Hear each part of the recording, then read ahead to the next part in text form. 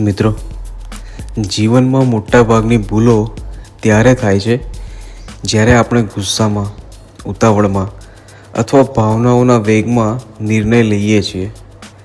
પરંતુ જે નિર્ણય શાંત મનથી લેવામાં આવે છે એ લાંબા સમય સુધી ટકે છે અને સારા પરિણામો આપે છે. સમુદ્રમાં જ્યારે તોફાન હોય ત્યારે પાણીમાં પોતાનો ચહેરો પણ દેખાતો નથી, પરંતુ જ્યારે પાણી શાંત હોય ત્યારે બધું જ સ્પષ્ટ દેખાય છે. એવી જ રીતે મનમાં વિચારોનું તોફાન હોય ત્યારે સાચું ખોટું સમજાતું નથી, પરંતુ મન શાંત હોય ત્યારે યોગ્ય માર્ગ દેખાય છે.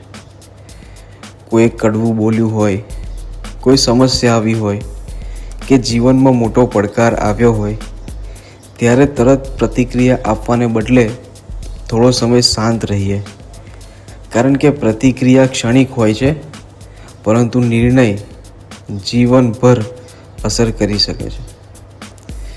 મિત્રો, યાદ રાખીએ, ગુસ્સો નિર્ણયને નબળો બનાવે છે, જ્યારે શાંતિ નિર્ણયને મજબૂત બનાવે છે.